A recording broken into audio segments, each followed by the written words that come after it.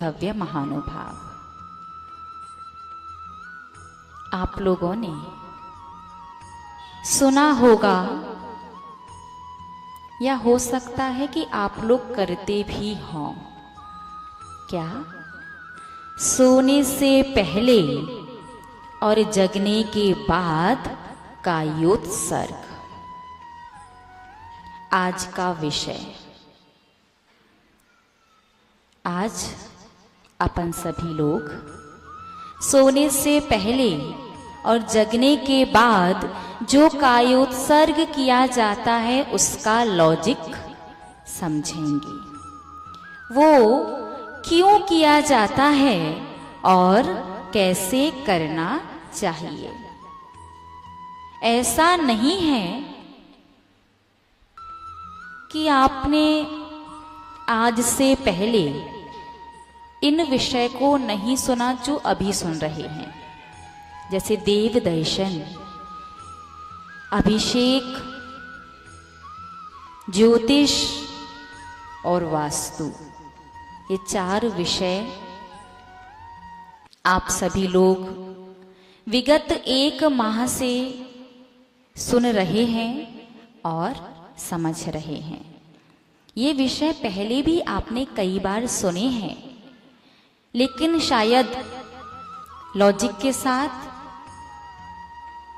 सुने हैं क्या? पहले लॉजिक के साथ पहली बार है।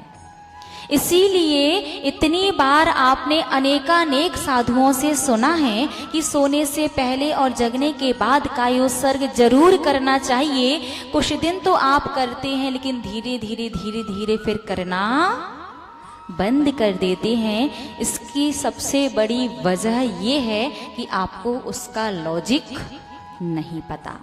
यदि लॉजिक पता होगा या लॉजिक पता होता तो शायद आप एक दिन भी कायोत्सर्ग करना नहीं छोड़ते। तो चलिएगा समझते हैं आज उस कायोत्सर्ग के लॉजिक को। सभी लोग जानते हैं कायोत्सर्ग करना है सोने से पहले और जगने के बाद, लेकिन क्यों करना है ये बहुत ही कम लोग जानते हैं। शायद श्रावक को सोने से पहले कायोत्सर्ग करना ही चाहिए। कोई विकल्प नहीं है आपके पास कि करना चाहो तो कर लो, नहीं करना चाहो तो नहीं करो, ये नहीं चलेगा। जगने के बाद कायोत्सर्ग करना ही है। क्यों? क्योंकि सुबह जगने के बाद से लेकर के और सोने के पहले तक पूरे दिन भर में आप जो कुछ भी करते हो, यदि आपके द्वारा जो भी बड़ी गलतियां, बड़े पाप, बड़े अपराध होते हैं, वो तो आपको अपने इन चर्म चक्षुओं से, आंखों से दिखाई दे जाते हैं और आप उनका प्रायश्चित लेकर के अपनी शुद्धि कर लेते हैं। लेकिन वो छोटे छोटे से पाप जो होते तो हैं और जिन पर आपकी दृष्टि भी नहीं जाती, जैसे आधा बाल्टी 1 बाल्टी पानी से नहा सकते थे, लेकिन शावर के नीचे नहा रहे हैं। 1 बाल्टी तो छोड़ो, 2-4 बाल्टी पानी बह गया। सर्दी का समय है, गीजर के पानी का प्रयोग, गर्म होने के बाद पानी छानते हैं लोग। गीजर में कैसा आता है? अनछना पानी, और अनछने पानी में अनंत जीवों को आपने उबाल दिया, गर्म कर दिया। उसके बाद पता नहीं लोग छन्ना क्यों लगाते, ध्यान जाता क्या कभी वहां? रोज रोज तन पर सर्फ, साबुन वगैरह, फेस वॉश, शैम्पू जो भी होते हैं वो लगाने की आवश्यकता नहीं है। इस तन को कितना भी मांजो ये अशुद्ध ही रहता है। आवश्यकता से ज्यादा और विविध और विभिन्न प्रकार के प्रोडक्ट आप लोग यूज करते हैं नहाने वगैरह में, और उसके बाद वो सारा पानी बह करके नालियों में जाता है।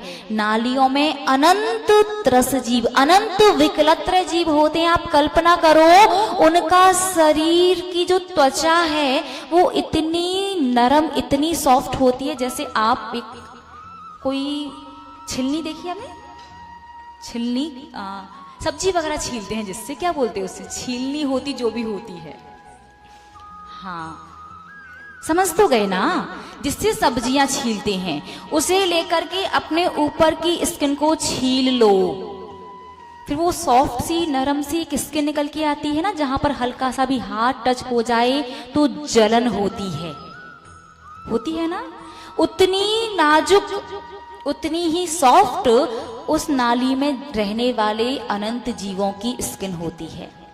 जब आपका धुला मजा हाथ टच हो जाता है तो आपको जलन होती है। फिर कल्पना करो, सर्फ साबुन का पानी जो आपने नाली में इतना सारा बहाया, उनके शरीर से जाकर के लगता है वो बिलबिला जाते हैं एकदम से, उनके प्राण शरीर को छोड़ के कंठ तक आ जाते हैं, और कई बार तो या अधिकांश तो प्राण निकल ही जाते हैं। हद से ज्यादा वेदना जब बढ़ जाती है, बर्दाश्त से बाहर जब कोई चीज हो जाती है तो प्राण भी साथ छोड़ देते हैं त्रियंच मनुष्य गति में। तो जो आपने अनावश्यक सर्फ साबुन का पानी नाली में बहाया होता है, अनंत जीवों को कष्ट दिया होता है, उसका आज तक कभी प्रायश्चित लिया है क्या? नहीं लिया। उस पर कभी ध्यान गया है क्या कि हमसे ऐसी गलती हो रही? जाता ही नहीं, मुंह उठा के सीधे चल देते हैं बाथरूम में, नीचे देखते तक नहीं कितनी चींटियां हैं, क्या हो रहा क्या नहीं हो रहा, सीधा अपना कार्यक्रम निपटाया और बात खत्म। छोटे मोटे बहुत सारे दिन भर में ऐसे दोष और ऐसे पाप होते हैं जिनकी ओर संसारी प्राणी का, गृहस्थ का ध्यान भी नहीं जाता, जिनका वो अपने पूरे जीवन में कभी प्रायश्चित नहीं लेता, और छोटे छोटे छोटे छोटे छोटे छोटे से दोष, कहते ना बूंद बूंद से एक दिन घड़ा भर जाता है। वो छोटे छोटे से दोष एक दिन बहुत प्रचुर मात्रा में आपकी सत्ता में एकत्रित हो जाते हैं और उदय में आकर के आपकी दुर्गति कर देते हैं। तो दिन भर में जाने में अनजाने में जैसे आप लोग गाड़ी का प्रयोग करते हैं, जीव हिंसा होती कि नहीं होती? एक तो आप नीचे देख के चलते नहीं है, और नीचे देख करके कितना भी चलो उस गाड़ी की स्पीड इतनी ज्यादा होती है, नीचे के चींटी चींटा तो वो दिखते नहीं है, ऊपर से लट, केंचुआ, गिजाई और भी विविध प्रकार के बरसात के समय या अन्य समय जो जीव जंतु उत्पन्न हो जाते हैं, उनकी भी हिंसा हो जाती है। कोई पंचेंद्रिय जीव आपकी गाड़ी के नीचे आया है तो आप प्रायश्चित लेते हो, कुत्ता आ गया था, बिल्ली है, सर्प है, गिरगिट है, गिलहरी है, या अन्य कोई पंचेंद्रिय जीव आता है तो आप प्रायश्चित ले लेते हैं। लेकिन एक इंद्र से लेकर के 4 इंद्रिय तक का क्या, या जो आंखों से दिखाई नहीं दे रहे उनका क्या? उनका प्रायश्चित नहीं लेते।